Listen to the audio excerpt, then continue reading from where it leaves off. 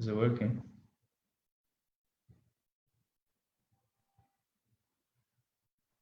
Okay, hello everyone, good afternoon.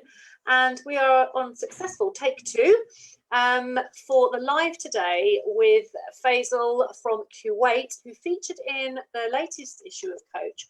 And it was all about food, but it wasn't just about food. It was about how you eat. It was about mindful eating, and it was about mindless eating. So when we're not really conscious of what we're doing and the effects that that has on our body and obviously our productivity, our mindset, all kinds. So I'm going to introduce him, and we're going to get sort of digging into this subject really about how to eat well and mindfully. So Faisal is a qualified nutritionist and fitness mentor, and he's the founder of Believe Nutrition, and he's based in Kuwait. And the reason that I found Faisal was that on LinkedIn, I saw his book, Fill Your Mind Before You Fill Your Plate. And I thought, that's interesting. And I looked into it a little bit more, and then we connected. And, you know, this is how these kind of things happen. So that's really great to be in touch with him. And I'll say welcome to you now, Faisal, and thank you for joining us from so far away. Yeah, thank you. I appreciate you having me on here. Excited to have a chat. It's great. I love, obviously, when the tech works and everything is rocking and rolling, that we can talk to coaches from, you know, around the world like this. And that is the purpose of Coach, really, to bring it all a lot closer into a community where we can all sort of learn from each other. So it was great to feature you. And I myself found this article really interesting because I love my food, right? I do like my food, and I do like quite a lot of it. And I do have a fairly healthy focus. But what really caught my eye was how we eat when we're busy. Okay, so can you talk to us a little bit about, you know, eating in a busy lifestyle and how that becomes a bit mindless? Definitely. So for me, I always start off by telling people mindful eating is healthy eating, honestly. If people just pay a bit more attention in terms of, you know, what foods they're actually putting into their body, how they're eating, how much they're eating, and even why they're eating, honestly, they can, you know, set themselves up really well for the future and allow themselves to achieve whatever health or body goals that they've set out for themselves. Yeah. There's a lot to do with mindful eating, as I've written in the article, you know, and it takes a lot of time and effort to practice. But as long as people are practicing this consistently and implementing, you know, mindful eating techniques in their meals and an everyday basis, then again, they're going to see some big benefits. Yeah, I mean, implementing it is probably the most important thing, implementation of like anything that we do, right? So it's not something that we get taught, is it, really, when we're young, when we're children, and depending what sort of era you grew up in, our parents wouldn't have been very used to this kind of thing. So people from different backgrounds have different kind of diets, different ways of eating. And when do they start, in your experience, to actually think about this way of eating, Faisal?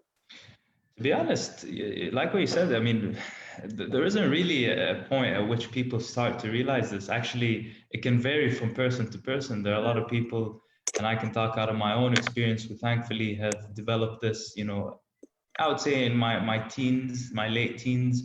But there are a lot of people that might realize this once they start working. And, you know, obviously with work comes a lot of stress and responsibilities and deadlines and balancing between the work and gym and, you know, family and kids and so on. So most people realize it when they start working, to be honest, because of how many obstacles and challenges that they face on a daily basis. But you know, the good news is at the end of the day is, given the world we live in and the amount of, you know, obstacles and challenges that we may face on a daily basis, you can still actually overcome all of this and eat more mindfully as opposed to mindlessly. Yeah, I mean, talk about eating on the run. I know what that's about in my sort of past career, and I was in, you know, really, really busy corporate media world, and I was on the road a lot. And so there wasn't time for thinking, you know, about what I was going to eat. And you would try and grab a sandwich, sometimes healthy, sometimes not. It was all a bit sort of by the by, sometimes not at all. And I don't think I ever really thought about what I was eating and how it would make me feel, because different foods have different responses, don't they? So it's all really, really interesting. And I think, like a lot of things, when we have pain, right, or a problem, something happens that we go, oh, this isn't very good. And then we start looking at the areas of our life which may need attention. And I suppose with the food, it might be that we put on extra weight, or maybe that we lose weight, or that we don't feel good, or we're not sleeping well. And we start thinking, I must get a bit more healthy. And then, of course, Exactly. coaches like yourself will be able to help with that. So can we just have a little look at your tips here, the 6 ways to practice mindful eating?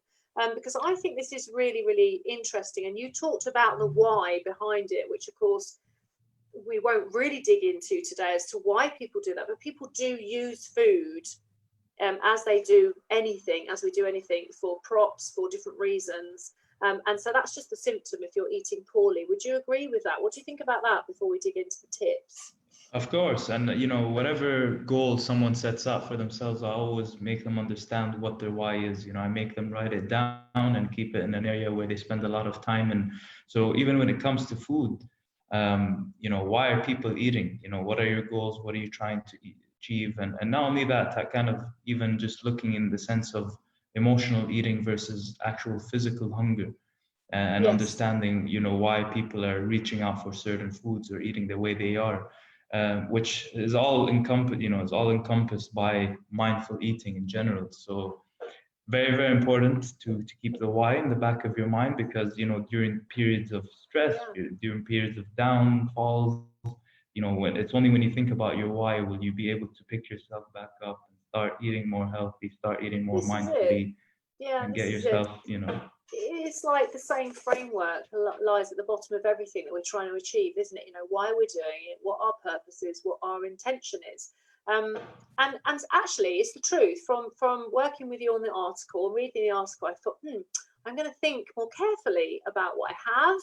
I've always tried to have really good hydration through the day, and I really notice it now when I don't. That's what's interesting, because I think sometimes, our bodies, they compensate, don't they?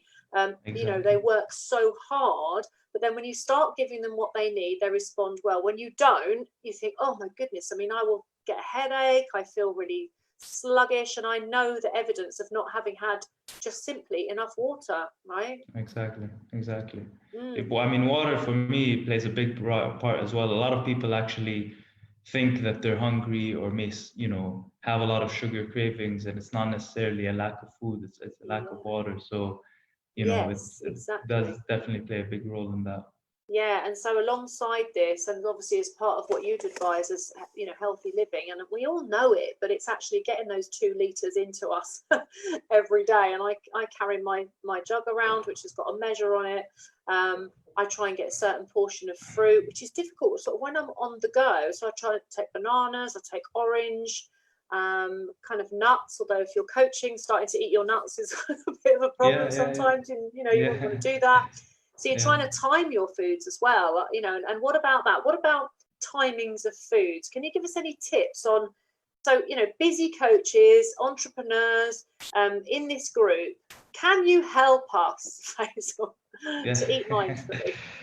Look, to be honest, you kind of answered what I wanted to say, and you've done a great job at showing that. And part of, again, there's a lot to do with mindful eating, but part of living a healthy lifestyle, part of being more mindful as to how you eat, is actually understanding what your day is going to look like. So if you're anticipating a day full of meetings, or a day full of coaching sessions, or whatever it has, whatever it may be that might, get in the way of you eating, the right types of foods in the right amounts and the right times, then it's just about being aware of that, and then just also having that awareness to take 5 minutes of your day, whether it's in the morning or 5 minutes of your day the night before, to just plan your snacks and meals. So you did a fantastic job by taking bananas and oranges and some nuts with you, which are great because you're ensuring that there are some food available to fuel your day and fuel your focus and energy that you need. But also you're taking healthy snacks, so you're ensuring that there's also healthy food available. So I would say my first piece of advice is, always anticipate what your day is going to look like, and work around that, because that can easily, again, keep you on the right track. Number 2, if you want to talk about timing, ideally, you want to be eating every 3 to 4 hours. We know this is, the best kind of timing interval Okay. to keep you, again, just feeling energized, feeling vibrant throughout the day. Mm-hmm. And especially, again, if you have really long, hectic days, people underestimate the power of food and nutrition on your mental performance. And I'm not talking about performance, in exercise. I'm talking, in our daily working lives. Yes. Really, really can play a big role in brain function. I'm pretty sure that there's people here that will absolutely resonate with that, because and I myself, like last year, was incredibly busy. I'm building a business, doing all kinds of things, and literally some days I would think, oh my goodness, like, did I eat lunch? Did I have something? And if I've been particularly busy, then sometimes I think, well, I need more water today. And a couple of times over those periods, later on in the day, I felt like really frazzled, but in a different way, not how I might just be a little bit tired because I've been using a lot of like mental work, but different. And I thought, well, I need to make sure and remember when I've got a long day like that again to make sure that I'm planned. And it's interesting that we plan our diaries, we work on planning, we have workshops about planning. I've got lots of documents, help my clients with planning.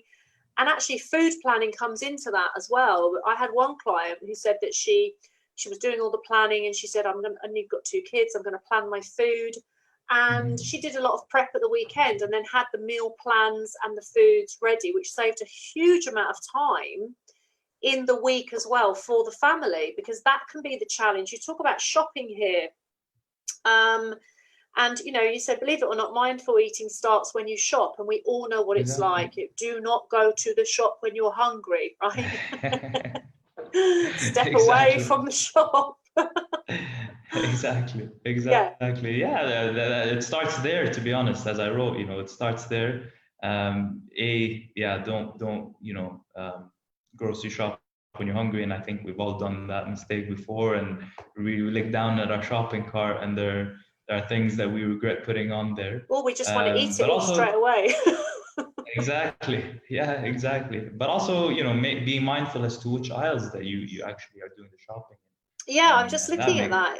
You're saying we'll actually make unhealthy food decisions when we are hungry. Is that because we're craving a certain kind of thing when we're too hungry that will meet that need? Is that sugar? What's going on there? So I'm glad you mentioned that point, and also that's part of being mindful in your approach to healthy nutrition is understanding your hunger and fullness levels. Very, very important to have that body awareness, to be in tune with the way you're feeling before a meal and after a meal, because it can definitely affect not only your food choices but the amount of food that you consume. I mean, think about a situation where you've arrived to the dinner table and you were starving versus a time where you arrived to the dinner table where you were hungry but you weren't at that starvation level. When would you be eating more amounts of food and also probably make the unhealthier choices? It's going to be the time when you've reached the table when you're starving. So again, and actually that's just the second point that I mentioned in the article, which is to come to the table with an appetite, but not when you're very hungry.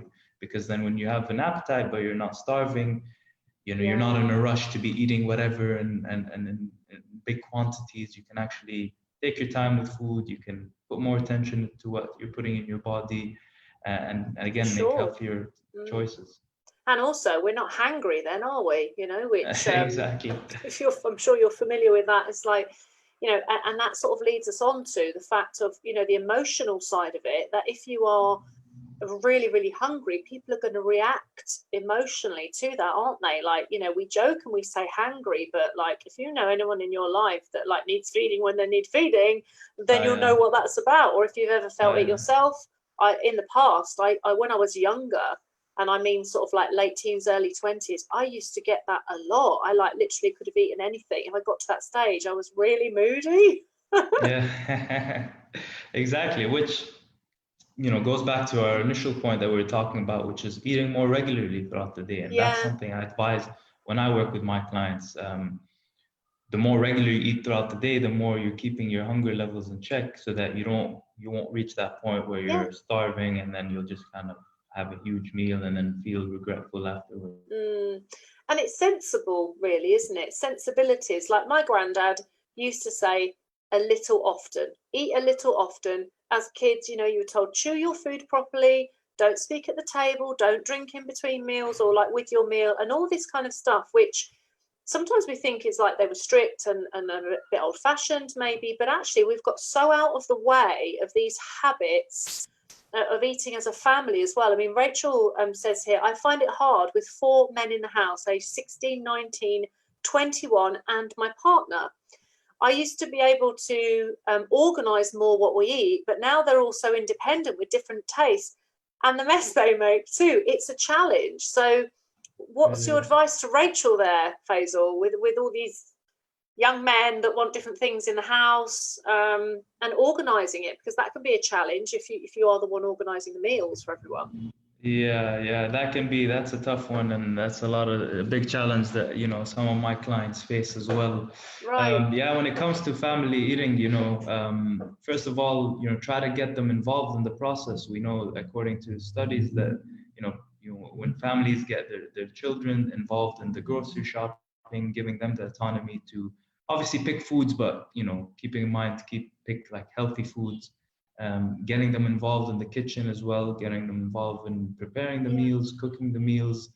This will all make them more inclined to be able to try new foods, not be so picky, and, you know, eat together. But it also, of course, you know, it's down to the parents as well. I mean, you guys are the role models at the end of the day, and if you kind of practice what you preach and lead by example, then it can also inspire your children as well to follow you. Yeah, I mean, they're 16, 19, and 21, so maybe they could do the cooking as well. Yeah. But they can help you, Rachel. Exactly. And, Yeah. you know, again, it's like, what does everybody like? You know, people make different choices. So, like, I'm a vegan, I'm a vegetarian, I'm this, I'm that, so I can't have fish, or I don't. And then, you know, it's difficult for parents to accommodate all the different needs. But like you say, you know, if you're eating in the household and you want to give people choice, but it's finding that balance, isn't it, between what works for everybody. And of course, at that age, they can probably figure out what they want to eat as well. So, Rachel, I would make them do more of the cooking. That's what I would do. Exactly. And you know, it says here as well a few of these tips. So you've covered like don't eat past being full. So when you're full, I like actually stop. And maybe have the smaller portions so that you don't feel you've got to keep going. Perhaps, I don't know. And eating when emotions tell us to eat, you know, like sad, bored, lonely, which we would recognize as comfort eating. For sure. And sometimes habitual eating. So perhaps if you finish a meal and then some people like to go and sit on the couch, they think, oh, I might have a little nibble of something now. I feel like I want to munch on something while I'm watching TV. What about that? I suppose you're going to tell me that just be healthy and it's okay. That's okay to snack or munch after dinner or not. I mean, it depends. It depends. You know, obviously, it depends on the person, what their goals are, and so on. But, you know, again, that's also eating mindlessly in the sense that, you know, you just had a main meal. You know, like what you said, it's habit. So you go in, you sit on the couch, turn on the TV, and then you need to just feel like you're munching on something. And again, that ties back to understanding whether you're emotionally hungry or physically hungry. You've just eaten dinner. You're probably not physically hungry. Come on, you're not hungry. Exactly. You're probably just eating out of emotions and habits. And so then before you know it, you look down and, you know, whatever it is that you're snacking on is probably done. And then you just start to feel all guilty and frustrated again. Again, why I'm saying it's having that awareness in terms of your body awareness, in terms of the situation itself. And those different foods, right? They'll kind of feed you when you're emotionally unhappy. So that will be the sweet stuff, will it, Faisal? So comfort food is always unhealthy food for the most part. I mean, when someone's sad or angry, they're not going to grab a banana or an apple. You know, it's probably it's going to be something that will provide them comfort. And I mean, my recommendation for anyone who finds emotional eating to be a challenge is try to, first of all, take a step back. And again, this is part of practicing mindfulness, is taking a step back and understanding the way you feel, your emotions and the situation itself.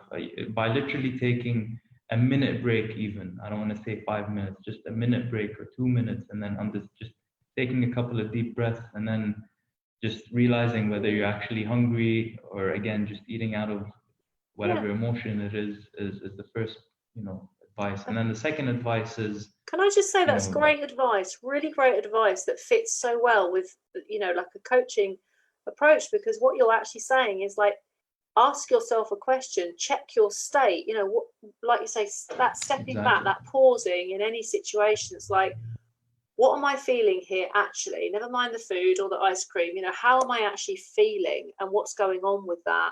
And just being aware of that state, and then being able to make a different choice. Like, do you know what? I'm not going to eat that ice cream, but maybe I'm going to have a good cry, or maybe I'm going to call a friend, or maybe I'm just going to just not do anything. I'm just going to sit and not eat the ice cream. Sure. But you can't do that kind of assessment while it's just happening and you keep eating. So that is really great advice. Sorry to interrupt. You were going to go on to another point there, but I just wanted to comment because I think that's really good.